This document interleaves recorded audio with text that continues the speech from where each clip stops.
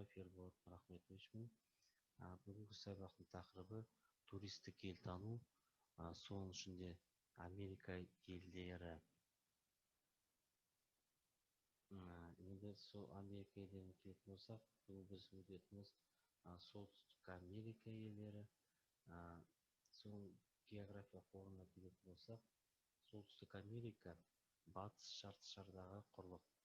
Жер аумағы 20,36 миллион километр құрайды. Аралдармен қоса есептегенде жер көлемі 24,25 миллион километр квадрат құрайды.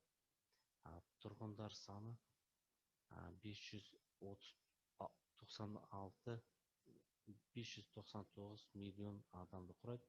2019 жылғы мәліметтер бойынша солтүстік мұзды мұхитына кіріп жатыр, еніп жатыр.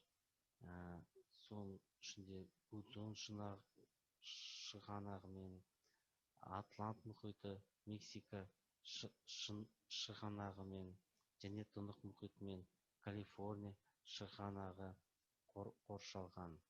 Ірі аралдарына келетін болсақ, солтүстігінде Гренландия, Канадан Арктикалық архипелагы, батыс жағалауында Оливет, Александр архипелагы, Ванкувер, Шарлотта патшайымы, шығысында Вест-Индия, Ньюфаундленд, тағы басқа аралдар бар. Ірі түбектерінде Бутия, Мельвилл, солтүстігінде болса, шығысында Лабрадор, Флорида, оңтүстігінде Юкатан, ал батысында Аляска, Калифорния түбектері бар. Жер бедерімен пайдалы қазбаларына келетін болсақ, құрлықтың беткі құрылысы әртүрлі болғандықтан, батыстан Кордильера тау жүйесі, шығысынан кен алқапты жазықтар мен орташа биіктіктегі таулар алып жатыр.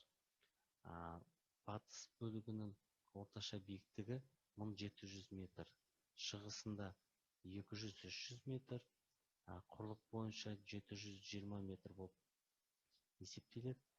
Солтүстік Американың ең биік нүктесі Маккинли деп аталады шыңы. Оның биіктігі 6193 метр. Ал теңіз деңгейінен ең төмен орналасқан жері Ажал аңғары деп аталады. Оның тереңдігі 85 метрді құрайды. Солтүстік және солтүстік шығысында Лаврентий қыраты, оның биіктігі 300-600 метр. Оңтүстікке қарай орталық жазық 200-500 метрде орналасқан. Енді пайдалы қазбаларына келетін болсақ, солтүстік жазықтарда темір, мыс, никель болса, орталық, ұлы жазық, Миссисипи ойпаттарында мұнай мен газ, тас көмірлер кездеседі. Апалач пен Оңтау бөктерінде темір мен тас көмір, Кордильера тау жүйесінде мұнай, газ, түсті металдар, алтын және уран пайдалы қазбалары кездеседі. Өзендер мен көлдеріне келетін болсақ, өзендердің ішінде ірілерін атап шығайық: Арканзас, Бразос, Черчилль, Колорадо, Колумбия, Фразер, Маккензи, Миссисипи, Миссури, Огайо, Қызыл өзен, Әулие Джон, Рио Гранде, Әулие Лоренс және Икун өзендері. Мұнда дүниежүзінің ең ұзын өзен жүйесі мен тұщы судың көп шоғырланған аймағы орналасқан. Ұзын өзендеріне ол Миссисипи мен Миссури, ал бағана тұщы су жүйесі ол ұлы көлдерде орналасқан. Ал Миссисипидің ұзындығына келетін болсақ, 3765 километрді құрайды.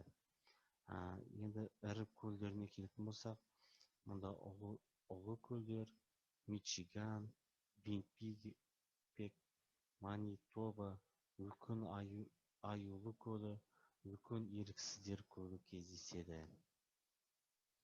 Енді солтүстік Американың флорасына келетін болсақ, өсімдіктер дүниесіне, қоңыржай белдеуінің орманы, тайга, тынық мұхит жағалауының қылқан жапырақты орманы, аралас және жалпақ жапырақты орман болып бөлінеді.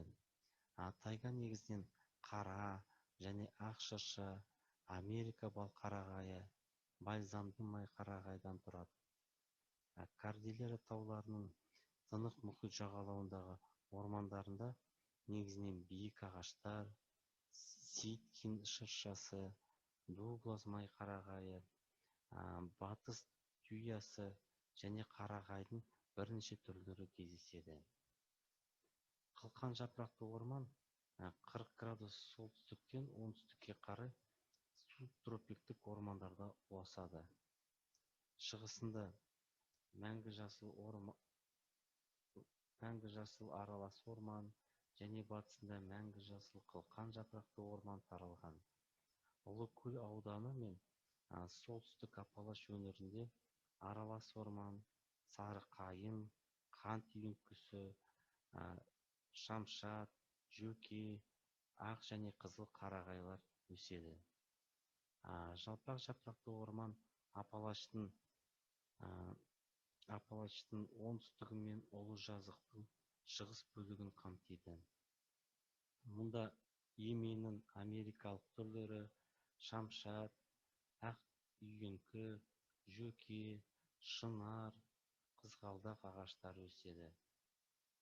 Ал енді солтүстік Американың фаунасына келетін болсақ, жануарлар дүниесіне, тундра белдеуінде солтүстік бұғы немесе карибу деп атаймыз, ақ аю, ақ түлкі, леминг, ақ қоян, ақ жапалақ, ақ құр, тағы да басқалар тіршілік етеді.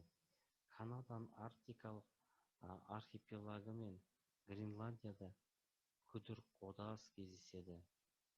Тайганың бұлан, вапити бұғысы, Америка суыры, қоңыр аю, Канада сілеусіні, құндыз, қызыл тиін тағы да басқалар мекендейді. Аралас және жалпақ жапырақты орманда Виргин бұғысы, сұр түлкі, қызыл сілеусін, сұр тиін, көртышқан, құстардан құладын, жабайы күрке тауық, жойылып жатқан құстар кездеседі осы аймақтарда. Орманды дала жануарларынан бизон, айыр мүйізді бөкен, мазан бұғысы, койот, прерия түлкісі тек қорықтарда ғана емес, сақталған. Субтропикте аллигатор, кайман тасбақасы, қоқиқаз, бір қазан, Каролина тотықұсы мекендейді. Саяси бөлінісіне келетін болсақ, солтүстік Американың. Солтүстік Американың қазіргі саяси картасында 23 егеменді ел бар. Құрлықтың негізгі бөлігі ақш пен Канада алып жатыр. Барлығыңыз картадан көрсеңіздер, көп бөлігін екі елге тиесілі территориясы. Орталық Америка бөлігінде Мексика және Куба орналасқан. Сонымен қатар құрлықта ақш-тың иелігіндегі Виргин аралдары, Пуэрто-Рико, Ангра иелігіндегі Ангилия, Бермуд, Кайман, Монтсеррат, Торкс және Кайос аралдары кездеседі. Франция иелігіндегі Гваделупа, Мартиника, Сен-Пьер және Микелон аралдары, Дания иелігіндегі Гренландия аралы, Нидерланд иелігінде Аруба, Нидерландық Антиль аралдары бар.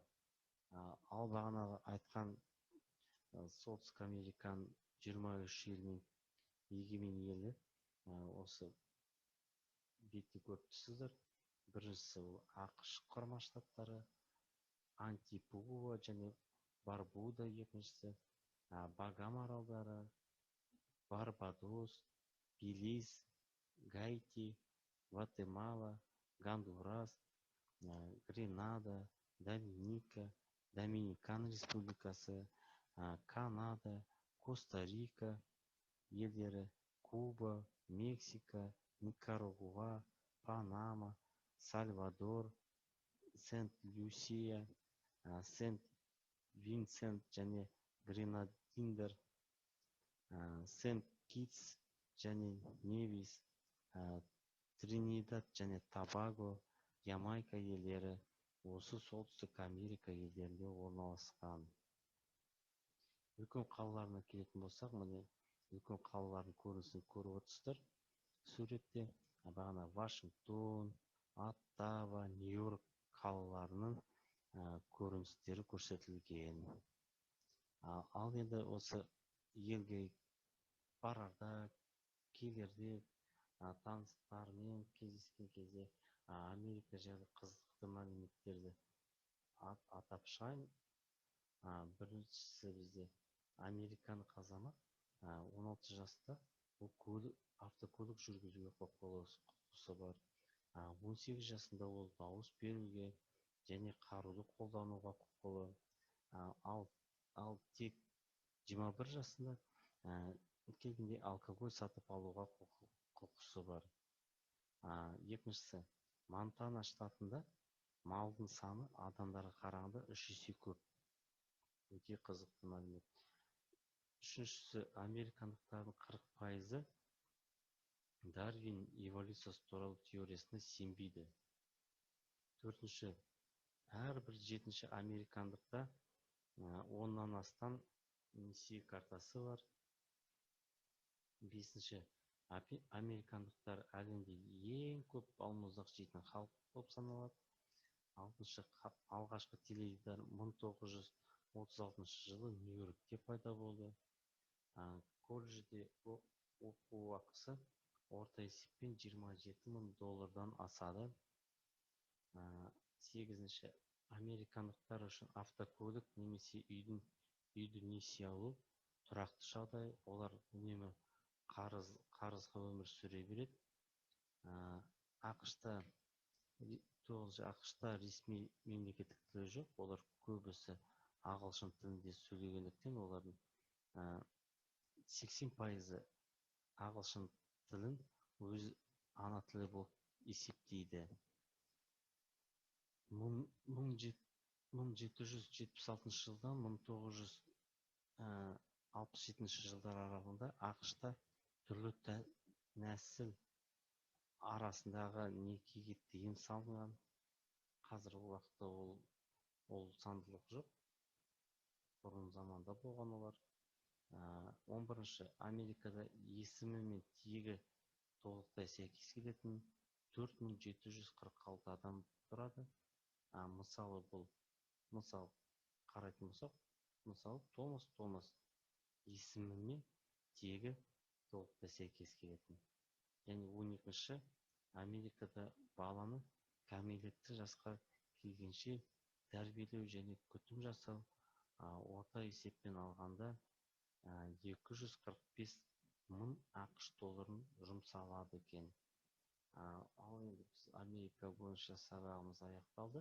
Енді сіздерге практикалық тапсырма берейін деп тұрмын. Бізде практикалық тапсырма бағанағы артқа қарай келетін болсақ,